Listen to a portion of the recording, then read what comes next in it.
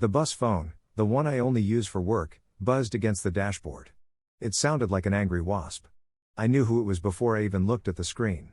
Of course I did.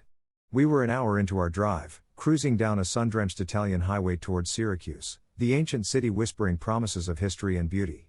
Everyone else was quiet, some dozing, others looking at the rolling hills. It was peaceful. The phone buzzed again, insistent this time. I glanced at the driver, an old Sicilian man named Enzo who just nodded, his eyes fixed on the road. I sighed, picked it up, and hit answer. "Where are you?" The voice was thin, tinny, and laced with a rising panic. There were no pleasantries. No hello or sorry to bother you. I kept my own voice level. Professional. That's the key. "Good morning. We're on our way to Syracuse, as planned." "But I'm not on the bus." She said it like it was a shocking new piece of information for both of us. "Yes," I said. "I know. We left at 8:15. I called you twice." A pause. I could almost hear the gears turning, the panic giving way to indignation. You left me? You just left me at the hotel?" "The departure time was 8 o'clock, I said calmly, watching the green and gold landscape blur past the window. "We waited 15 minutes for you. That's the company policy. But I paid for this. I paid for Syracuse. You can't just leave a paying customer behind. That's your one job. To guide the tour. Not to abandon them." Her voice was climbing, getting sharp and ragged. "You've cheated me. You literally stole my money." I took a slow, deep breath, holding the phone slightly away from my ear. In the polished reflection of the bus window, I could see the faces of a few tourists who had turned around to watch me. Their expressions were a mixture of pity and a kind of grim satisfaction. They knew. They had all been there for the preamble. So for context, let me explain. My name is Katerina, I'm 21, and I'm from Bulgaria. For the past 2 years, my summer job has been leading tour groups from my country around various spots in Europe. It's a great gig, mostly. You see the world, you meet people, and you get really good at public speaking and logistics. This particular trip was a 7-day tour of Sicily. Mount Etna, Taormina, Syracuse. The greatest hits. I had a group of 40 people, mostly families and older couples. And then there was her. Let's call her Elena. She was in her mid-30s, traveling alone, and from the moment I met her at the airport in Sofia, she seemed flighty. Like a balloon that wasn't quite tied down properly. While everyone else was focused on my welcome speech, she was rummaging through her bag for a lip balm. While they were asking smart questions about the hotel, she was asking if the bus had Wi-Fi. Minor things, you know? Nothing that screamed problem. On the first day, we just flew in and transferred to the hotel near Catania. That evening, on the bus from the airport, I did my standard procedure. I handed every single person a printed itinerary, a beautiful little booklet made by the travel agency. It had a day-by-day schedule. On the front page, in bold letters, it said, "Day trips depart promptly at 8 a.m. from the hotel lobby." I then got on the microphone. "Good evening everyone," I said, with my best welcoming smile. "Just a quick reminder, as you can see in your packets. Our tours for the next 3 days will be departing at 8 o'clock in the morning, sharp. The bus cannot and will not wait for more than a few minutes, as we have a very packed schedule to keep and reservations to make. Please be in the lobby, ready to go, by 8.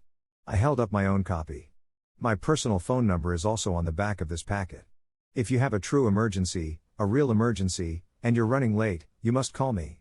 But being on time is your responsibility. Is that clear for everyone?" A murmur of agreement went through the bus. 40 heads nodded. Including Elena's. I saw her. The next morning was our trip to Mount Etna and the beautiful clifftop town of Taormina. It's one of the best days of the tour. At 8 a.m., I did my head count. 39. I counted again. Still 39. I scanned the faces. Old Mr. Petrov was there, the Georgiev family. It was Elena who was missing. Okay. First day. It happens. People are adjusting to the time zone, maybe an alarm didn't go off. I wasn't going to panic. But the other tourists were getting restless. I could hear them muttering. I saw a man in the front row ostentatiously tap his watch and show it to his wife. At 8:05, I told Enzo to keep the engine running and I jogged back into the hotel lobby. Nothing. At 8:10, just as I was about to go back to the bus and make the tough call, Elena came strolling out of the elevator, a half-eaten croissant in one hand and her phone in the other. She didn't look rushed. She didn't look apologetic. "Oh, good, you're still here," she said, as if I had been personally waiting just for her. I forced a tight smile. We were just about to leave. Please, let's go. On the bus, once she was settled, I picked up the microphone again. I felt it was important to address the entire group, not just her. Folks, a second reminder. We departed 10 minutes late today. I understand that things can happen on the first morning, but going forward, I must be very strict. The bus will leave at 8:15 at the absolute latest, and that 15-minute window is reserved for genuine emergencies where you have called me to let me know. We cannot be late for our timed entries or our restaurant reservations. It's not fair to the rest of the group who managed to be here on time. I won't be making any exceptions tomorrow. Thank you for your understanding. I looked right at Elena as I said it. She was looking out the window, seemingly engrossed in a gas station we were passing. I wasn't sure if she'd heard a single word. The very next day proved she hadn't. This time, we were heading to Palermo.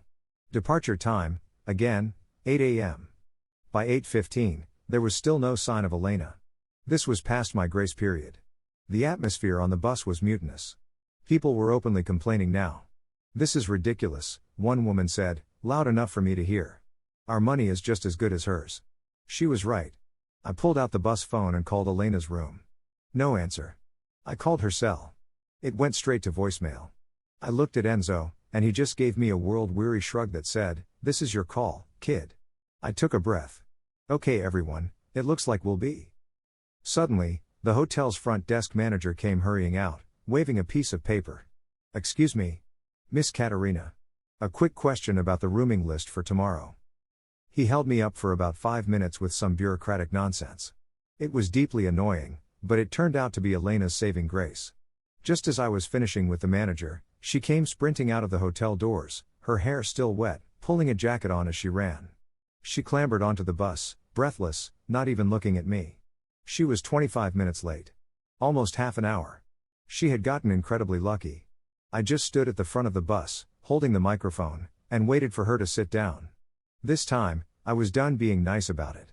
This is the final time I will say this, I said, and my voice had lost all of its practiced warmth. From this point forward, the bus leaves at 8 o'clock. Not 8:01. Not 8:05. 8. I will not be calling rooms. I will not be waiting. Your itinerary has the schedule. We have all agreed to the schedule. Being an adult on a group tour means being responsible for yourself. Tomorrow morning, we leave for Syracuse at 8. If you are not on this bus, we will be leaving without you. The bus was dead silent. I could feel 40 pairs of eyes on me, and then shifting over to her. She was finally looking at me now, a faint, annoyed blush on her cheeks. She just gave a little huff and turned back to the window. That evening, after we got back to the hotel, she found me in the lobby while I was confirming our dinner reservations. Hey, she said, approaching me like nothing had happened. So, about tomorrow morning. Yes? I said, keeping my tone neutral. Could you do me a favor? Just make sure I'm up on time? I blinked.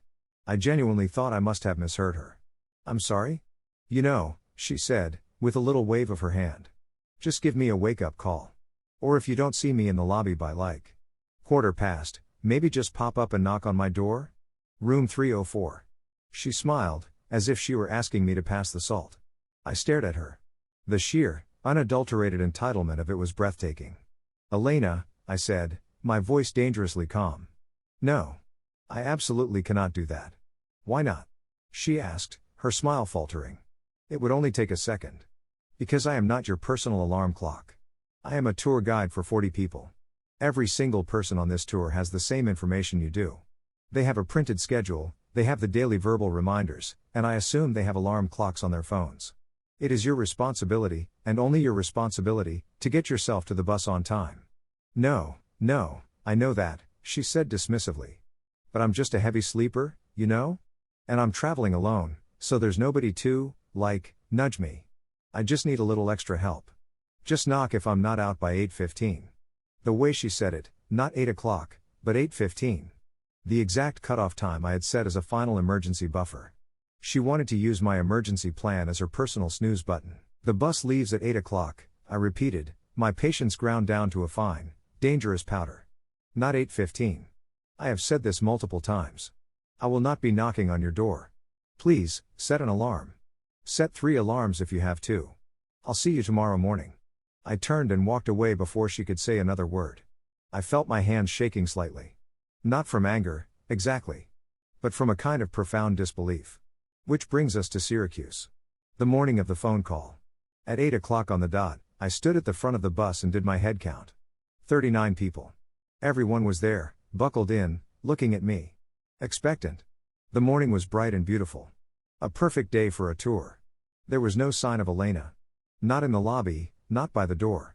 I waited. 8:05. Enzo caught my eye in the rearview mirror and raised an eyebrow. I just gave a tiny shake of my head. Not yet. 8:10. The couple in the front row, the Ristovs, smiled at me. Mrs. Kristova gave me a supportive little thumbs up. 8:12. I took out the work phone. I dialed her number. It rang. And rang. And went to voicemail. I hung up. I tried again. Same result. It was 8:15. I had given her the 10 minutes she was late the first day. And the 5 extra minutes of my stated grace period. I had warned her 3 separate times, once in person, to her face. I had done my due diligence. I had a bus full of paying customers who had followed the rules and were waiting patiently to begin the day they had paid for. I took a deep breath. Okay, Enzo, I said, my voice clear and steady in the quiet bus. Let's go. The hydraulic doors hissed shut with a satisfying finality. The engine rumbled, and we pulled away from the curb, leaving Hotel Bella Vista, and Elena, behind us. And an hour later, she called me, furious and yelling that I had cheated her. After I hung up, the bus was quiet for a minute. Then, old Mr. Petrov from the back called out, "Good for you, Katerina. It's about time." A few people actually applauded. It was a bizarre, validating moment, but it didn't completely erase the knot of anxiety in my stomach. The rest of the day in Syracuse was magnificent, but I couldn't fully enjoy it. I kept picturing her, alone at the hotel, stewing in her anger. When we got back that evening, she was sitting in the lobby, staring daggers at me as I walked past with the group. She didn't say anything. She didn't have to. The next day, the atmosphere was thick with it. I found out from Mrs. Kristova that Elena had been going around to the other tourists, telling them her version of the story. That I had a personal vendetta against her. That I was unprofessional and cruel. That I had abandoned a woman traveling alone in a foreign country. Some of them, thankfully, had defended me. But the poison was out there. The final blow came 2 days after I got home. An email from my boss. A formal complaint had been filed by a client named Elena. A 1-star review had been posted online, with my name on it.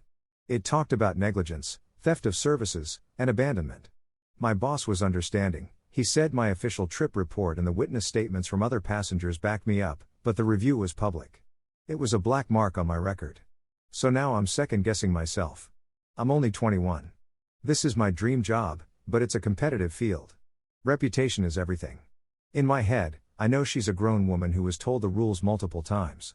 It was her responsibility. But another part of me, a smaller, more anxious part, keeps wondering, should I have just knocked on her door? It would have taken 30 seconds. It would have avoided all of this drama, the bad review, the black mark. Was upholding my policy really worth all this? Did I let my frustration get the better of me when I should have just been the bigger person? So, Reddit. Was I the asshole for leaving that tourist behind?